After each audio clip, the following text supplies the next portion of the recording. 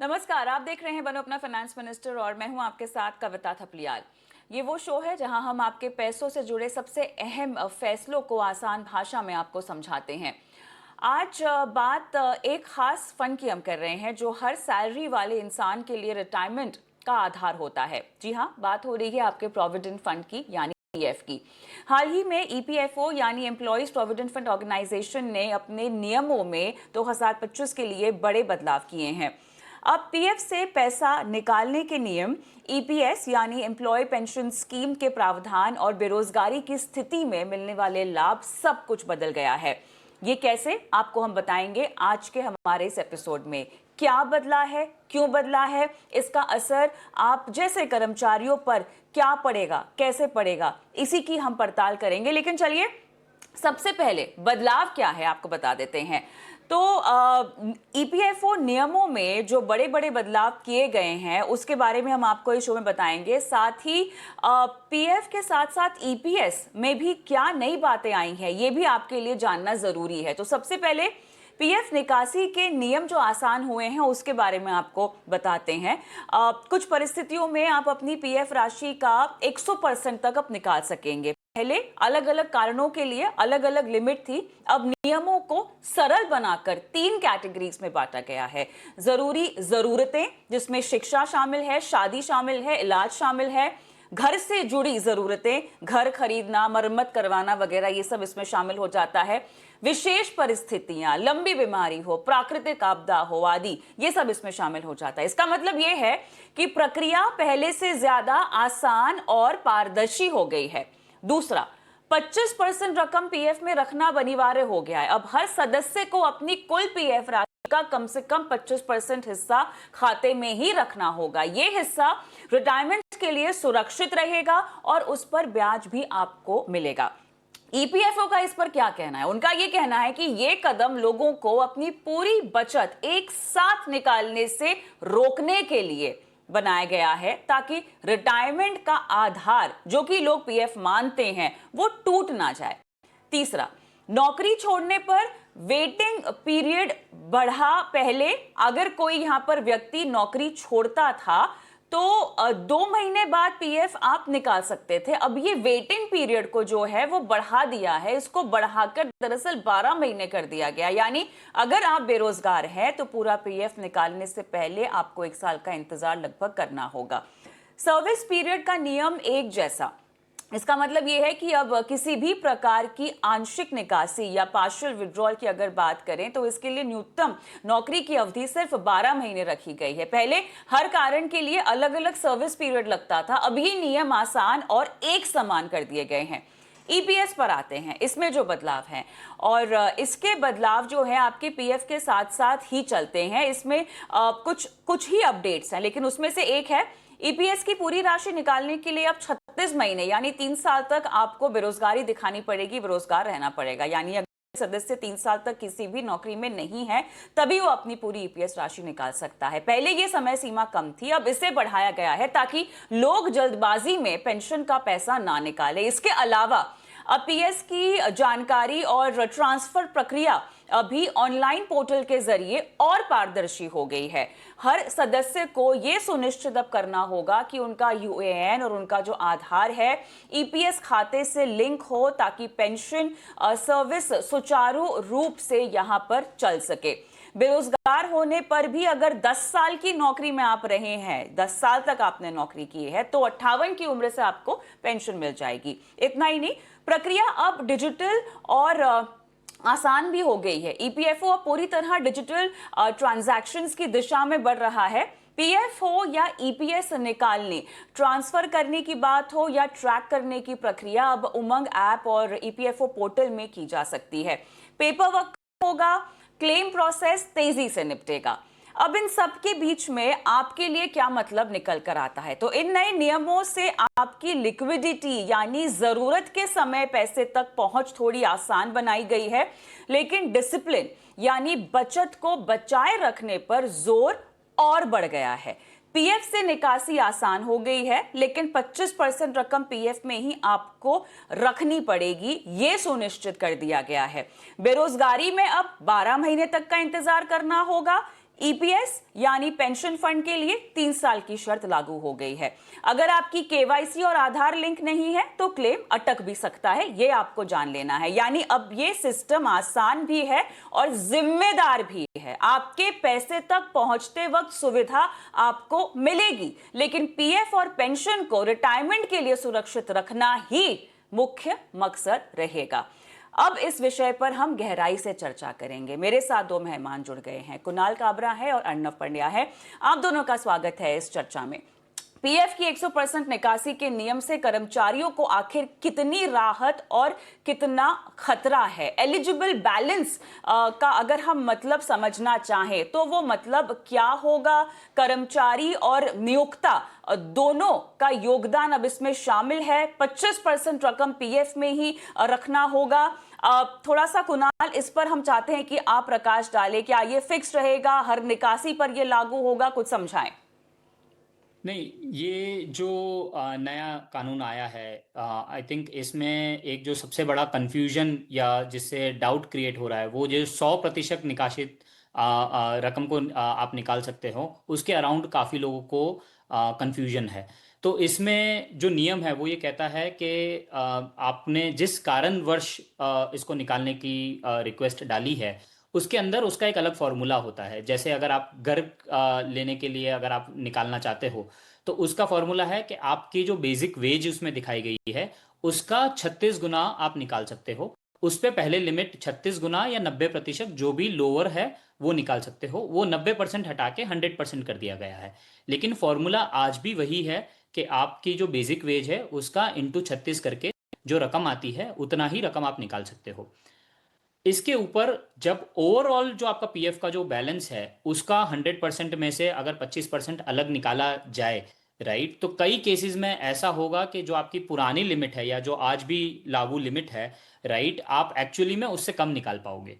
तो वो थोड़ा सा कंफ्यूजन क्रिएट कर रहा है लोगों के मन में कि एक्चुअल अमाउंट कितना निकलेगा। क्या वो एक्चुअली में फ़ायदा हुआ है या वहाँ पे एक्चुअली में जो उनका अमाउंट निकल सकता है वो और कम हुआ है। तो वो एक मेजर आई थिंक कंफ्यूजन का कारण बना है काफ़ी लोगों के मन में। लेकिन उसके पीछे का नियम इस तरीके से है। इसके अलावा मैं ये कहना चाहता हूँ कि पार्शियल विड्रॉल जो है जो ऑलरेडी काफ़ी सक्सेसफुल है। काफ़ी केसेस में हमने देखा है कि विद इन 3 to 4 डेज लोगों के पास वो पैसा आ जाता है। तो उसको और अच्छा बनाने के लिए गवर्नमेंट का जो इनिशिएटिव है या जो कोशिश है वो काफ़ी अच्छी है एंड वो काफ़ी सराहनीय है कि लोगों को उनका जो इमरजेंसी फंड है या जो उनको आज जिसकी ज़रूरत है उसके लिए एक अच्छा इनिशिएटिव लिया गया है। जो 13 अलग अलग तरीके से आप विड्रॉल डाल सकते थे पहले, जिसमें काफ़ी लोग गलत डाल देते थे, काफ़ी लोग उसका मिसयूज़ करते थे, उसको यूनिफाई करके जो 3 तरीकों में कर दिया गया है वो भी काफ़ी सिंप्लीफाई किया है या काफ़ी आसान करने की कोशिश की गई है ईपीएफओ से। तो ये पार्शियल विड्रॉल के तरीके से काफ़ी अच्छा किया गया है। पार्शियल विड्रॉल के लिहाज लिहाज से नियम काफी हद तक यहाँ पर साफ हो चुके हैं। अर्णव जी, अगर 100% निकासी करने हैं तो उसके लिए अब नियमों को यूनिफॉर्म कर दिया गया है, समान बना दिया गया है। सवाल अब यहाँ पर यह है कि जिन रीजंस की वजहों से आप पैसे निकाल सकते हैं वो वजह अब बहुत सारी हो गई हैं। उन वजहों के बारे में बताइएगा और कितनी बार आप ये अर्जी डाल सकते हैं? क्या एक ही बार में पूरा पैसा निकालना होगा? क्या आप बार बार निकाल सकते हैं? 25% तो आपको रखना ही है, उसको तो आपको हाथ नहीं लगाना है। लेकिन अब जो लोगों को समझ में आ रहा है कि पूरा पैसा निकाल सकते हैं, उसमें कहीं ना कहीं 25% का पूरा एंगल मिस है। तो किन सूरतों में निकाले, कितनी बार निकाल सकते हैं? देखिए, अभी जो पहले 13 कैटेगरीज थी जहां पर आप निकाल सकते थे उसको ब्रॉडली 3 कैटेगरी में अभी बांटा गया। तो आपको ये समझना है कि जो पहली कैटेगरी है वहां पर आप एजुकेशन के लिए, मैरिज के लिए, मेडिकल के लिए, ये 3 मुख्य वैसे सब कैटेगरीज है जहां पर लोगों को पैसों की जरूरत होती है। और वो ये जो नीड्स की कैटेगरी है, पहली कैटेगरी, उसमें वो शामिल हो जाते हैं। तो ये एक पार्ट हो गया। दूसरा जो पार्ट है वो हाउसिंग के लिए है। तो जो आपकी हाउसिंग नीड्स हो तो उसके लिए अगर आप निकालते हैं तो वो पूरा हाउसिंग की जो कैटेगरी है उसमें आ जाता है। और तीसरा जो उन्होंने डिटेल दिया हुआ है, जो स्पेशल सर्कमस्टांसिस का नाम दिया गया है, वहां पर पहले क्या था कि अगर कोई पैंडेमिक हो या कुछ बड़ी दुर्घटना हो, उसमें जब आप एक ऐसा कोई स्पेशल सर्कमस्टेंस आ जाए, उसमें आप निकाल सकते हो, तो ये एक थर्ड कैटेगरी हो गई। तो ये मुख्य कारण है जहां पर आप सिंप्लीफाई करके ये अपना पैसा आप निकाल सकते हो। अब एज एन इंडिविजुअल आपको ये देखना है कि आपका कंट्रीब्यूशन कितना है, एम्प्लॉयर्स का कंट्रीब्यूशन कितना है, इंटरेस्ट कितना है, और उस हिसाब से आपकी एलिजिबिलिटी क्या है। क्योंकि जब ऐसा कहा गया है कि आप अप टू 75% निकाल सकते हो और 25% आपको रखना ही है। तो ये जब आप अप टू 75% आप जब कहते हो, तो ये एक लिमिट, अपर लिमिट होता है। तो उसमें आपको अपनी एलिजिबिलिटी देख के आप उसमें से अपने कॉर्पस में से कितना निकाल सकते हो, उसकी कैलकुलेशन आपको करना बहुत जरूरी है। आगे बढ़ते हैं और कुणाल, कुछ लोगों के सवाल भी आ रहे हैं। मेरे ख्याल से हम सीधा उसी पर जाते हैं ताकि उसके जरिए भी जो महत्वपूर्ण मामले हैं उस पर हम प्रकाश डाल सकते हैं। 25% की जो बात हो रही है कुणाल, जो रखना है, सवाल यहाँ पर यह आ रहा है संदीप का कि 25% एम्प्लॉयर शेयर होगा या एम्प्लॉय का शेयर होगा, किस हिसाब से इस 25% को हमें काउंट इन करना है? ये जो 25% है ये ओवरऑल शेयर होगा। सो इसमें ना एम्प्लॉय एम्प्लॉयर का दोनों अलग अलग शेयर नहीं है। आपका जो टोटल बैलेंस इकट्ठा हुआ है उसका 25% कहा गया है। अब इस पे एक फर्दर सर्कुलर आना बाकी है कि इसमें इंटरेस्ट कैलकुलेशन कैसे होगा। क्या, क्योंकि कई बार ईपीएफ का इंटरेस्ट जो होता है वो अगले साल क्रेडिट होता है या डीले से क्रेडिट होता है, राइट। तो एक वो चीज़ का डिटेल आना बाकी है कि वो कैलकुलेशन कैसे होगा। बट फिलहाल जो जानकारी हमारे पास अवेलेबल है उसमें ये कहा गया है कि एम्प्लॉय और एम्प्लॉयर अलग अलग नहीं है। जो आपका टोटल बैलेंस है उसका 25% आपको आप नहीं निकाल सकते हो, मतलब वो ईपीएफओ उसको अप्रूव नहीं करेगा। या शायद रिटायरमेंट का कॉर्पस इकट्ठा करने के लिए एक ऐसा कदम जो कि शायद उनके लिए सही साबित हो जाए। पीएफ का उद्देश्य ही यही है कि आप रिटायरमेंट के लिए पैसा जोड़ें और ना कि हर चीज़ के लिए जो है आप उसमें से पैसे निकालें। ज़रूरत होती है सही फाइनेंशियल प्लानिंग की और सही कदम उठाने की। सही फाइनेंशियल प्लानिंग करने पर इमरजेंसी कॉर्पस अगर आपके पास ऑलरेडी खड़ा है तो आप पीएफ को अपना इमरजेंसी कॉर्पस नहीं ट्रीट कर पाएंगे। लेकिन अर्नब जी, एक सवाल समीर की तरफ से आया है। विड्रॉल के लिए अप्लाई कर रखा है पीएफ में से, लेकिन वो प्रोसेस में है, क्या नए रूल्स का इंपैक्ट होगा? अब देखिए, उन्होंने अगर विड्रॉल के लिए अप्लाई कर दिया है और वो वहां पर कौन सी तारीख से ये नए रूल्स एप्लीकेबल होते हैं और वो किस तरह से अप्लाई करते हैं, इस पे आधारित है। लेकिन अगर मान लीजिए कि उन्होंने ये एप्लीकेशन डाल दी है और वहां पर एक्सेप्ट करके वो पुराने नियम के मुताबिक वहां पर एक्सेप्ट हो चुकी है, सिर्फ प्रोसेसिंग ही बाकी है, तो शायद उनको ये बेनिफिट नहीं मिल सकेगा। लेकिन अगर वो एप्लीकेबल डेट के बाद डालते हैं तो फिर ऑब्वियसली इसमें आपको ये नए रूल्स एप्लीकेबल रहेंगे। तो ये थोड़ा ध्यान रखने वाली चीज है, खास करके उन लोगों के लिए जिनका ये पूरा मामला इन प्रोसेस है। तो इसमें थोड़ी ध्यान रखने की बहुत जरूरत है। दूसरी बात ये है कि देखिए, यहाँ पर आप multiple over a period of time multiple withdrawal भी कर सकते हैं अंडर द न्यू रूल्स। तो ये एक अच्छी बात है, क्योंकि अगर मान लीजिए कि आपने पहले अप्लाई करके पहले थोड़ा कम रकम आपको मिली है, लेकिन अगर under the new rules new calculation आप ज्यादा आपको एलिजिबिलिटी है, तो आप फिर से अप्लाई कर सकते हैं और इसमें ज्यादा जो रकम आपको एलिजिबल है वो आप निकाल सकते हैं। थोड़ा सा आप पैसे निकासी को लेकर ही कुणाल आपसे सवाल पूछना है, क्योंकि बहुत सारे लोग जो हैं वो 25% की लिमिट को लेकर थोड़े से कंफ्यूज यहाँ पर दिखाई दे रहे हैं। ये अमाउंट विड्रॉ करने को लेकर रिटायरमेंट तक का इंतजार करना पड़ेगा, या ये बीच में अगर बिल्कुल भी नहीं छू पाएंगे, रिटायरमेंट पर ही अगर निकालने का प्रावधान है, तो क्या तब भी पूरा निकालने की इनको अनुमति मिल जाएगी? पंकज का ये सवाल है। ये इनको 12 महीने बाद मिलेगी। तो आज भी आप फुल विड्रॉल कर सकते हो, लेकिन आज वो जो लिमिट है। 25% की आप बात कर रहे हैं? हाँ, मैं 25% की बात कर रहा हूँ। आज जब तक ये नए रूल्स नहीं आए हैं, तो आज ऐसा है कि जब आप फुल विड्रॉल करो, अगर आपने 60 दिनों तक, 2 महीने तक अगर आपने ईपीएफओ में कंट्रीब्यूट नहीं किया है, राइट, तो आप फुल विड्रॉल कर सकते हो, आप अपना पूरा पीएफ का पैसा निकाल सकते हो। अब से ये नियम, जब से नए नियम लागू होंगे उसकी तारीख अभी तक नहीं डिक्लेयर हुई है। जब वो तारीख डिक्लेयर हो जाएगी और वो कब से एप्लीकेबल होगी, उस तारीख के बाद से अगर आपको निकालना है तो आपको कम से कम 12 महीने का इंतजार करना पड़ेगा, 365 दिन विदाउट ईपीएफओ में कंट्रीब्यूट किए हुए। जब आप वो 1 साल तक नहीं कंट्रीब्यूट करोगे, उसके बाद आप ये रिमेनिंग 25% भी जो है उसको भी आप निकाल पाओगे, लेकिन उसके लिए 12 महीने का इंतजार करना पड़ेगा। अर्नब जी, अब सवाल यहाँ पर ये है कि बेरोजगारी में तो 12 महीने का इंतजार करना ही होगा, लेकिन लोगों के लिए मुश्किल नहीं होगा जो छोटी मोटी नौकरियां यहाँ पर करते रहते हैं बीच बीच में? नहीं, देखिए, ये जो 12 महीने का समय है वो इसलिए यहाँ पर लागू किया गया है ताकि सरकार ये चाहती है कि लोग बीच बीच में ये पूरा अपना पैसा विड्रॉ न कर ले, ताकि क्योंकि उसमें क्या होता है कि आप कंपाउंडिंग का बेनिफिट ना ले सके। अब आपको एक थोड़ा हिस्टोरिकल एस्पेक्ट यहाँ पर देखना है कि देखिए, जब पहले पीएफ था तब पीएफ में ये सब विड्रॉल्स की बेनिफिट क्यों दी गई थी? सिर्फ इसीलिए दी गई थी क्योंकि पहले लोन्स लेना, कर्ज लेना उतना आसान नहीं था, तो ये सब इमरजेंसी या सडन इवेंट्स के लिए लोगों को पैसों के लिए एक ऑप्शन रहता था।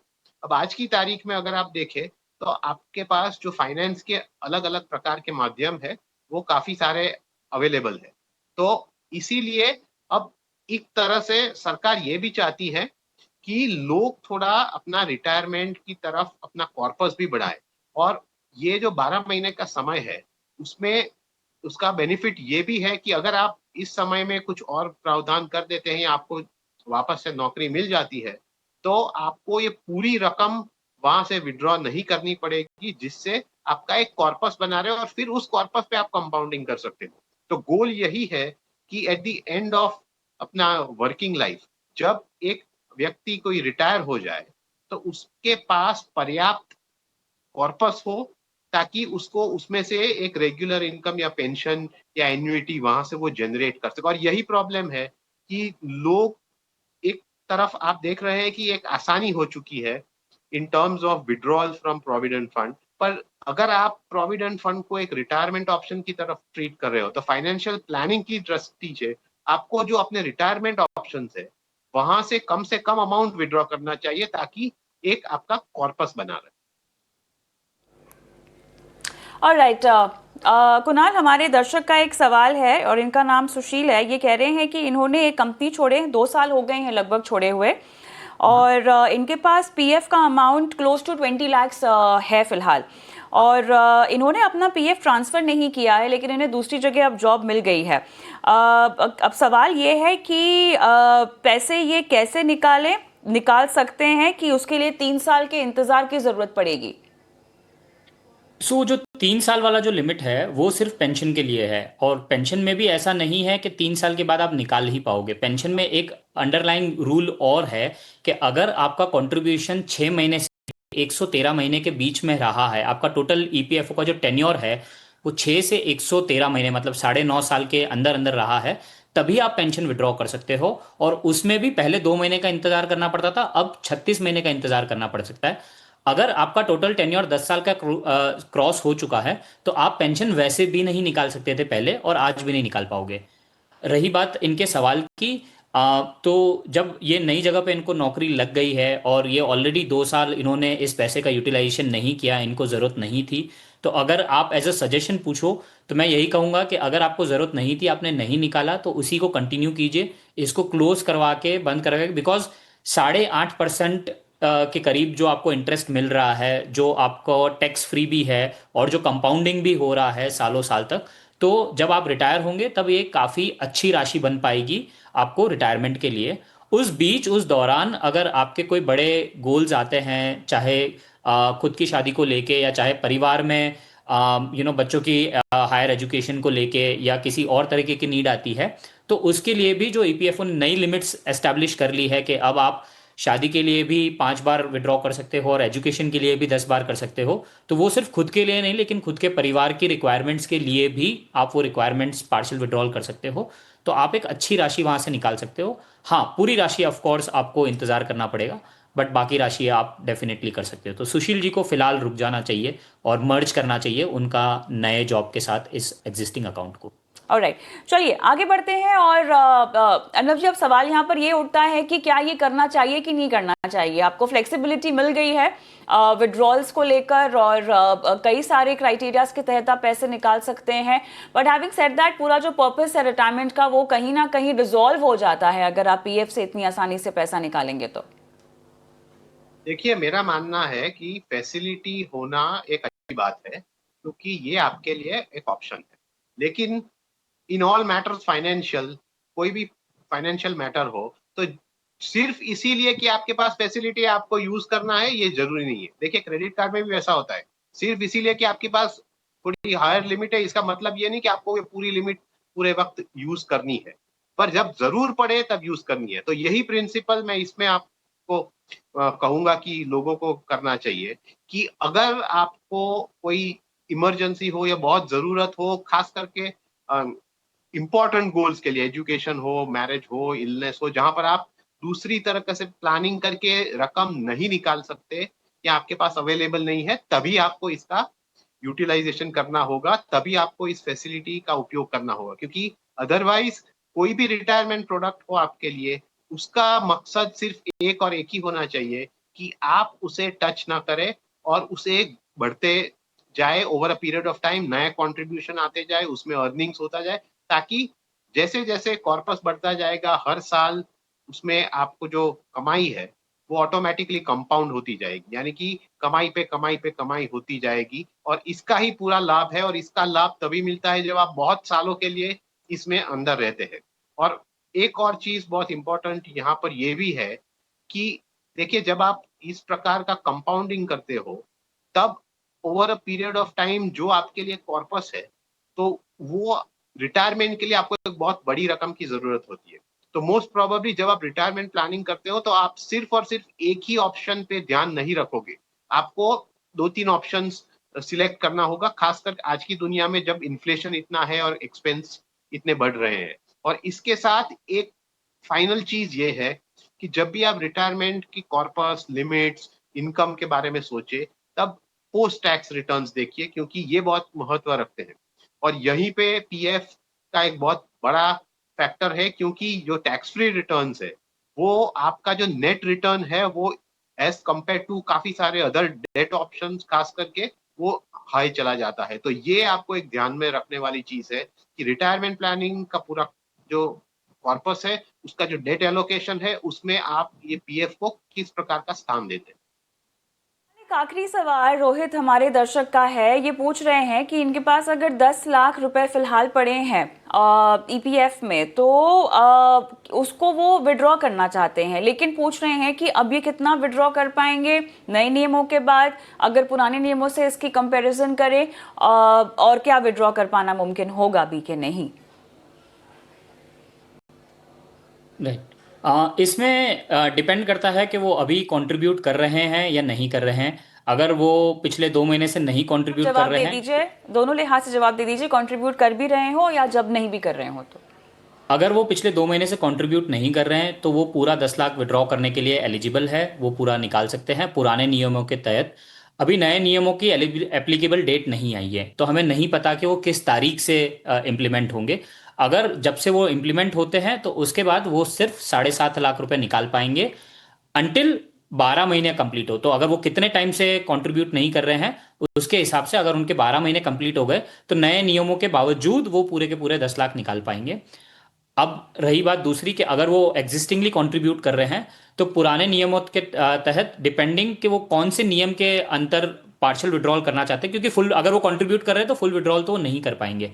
जब वो पार्शियल विड्रॉल की बात आती है, तो अगर मान लो उन्होंने होम लोन के लिए या होम परचेज के लिए पिछले 10 साल में एक भी बार नहीं निकाला गया है, तो वो जो पुराने नियम है उसके अराउंड भी वो उनकी जो ईपीएफ वेज है इंटू 36 करके जो भी आंकड़ा आता है उसका अमाउंट निकाला जा सकता है। बट वो उस पर डिपेंड करता है कि उनका कंट्रीब्यूशन क्या जा रहा है, उनका शेयर कितना है, वगैरह वगैरह।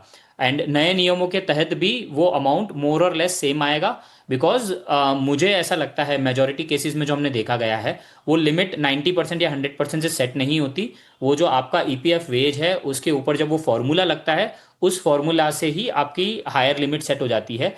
तो आप चाहे 75% अलाउ करो या 100% अलाउ करो, अगर फॉर्मूला से आपकी लिमिट ही 5 लाख निकल के आ रही है तो आप 5 लाख ही निकाल पाओगे, चाहे नियम नए हो या पुराने हो।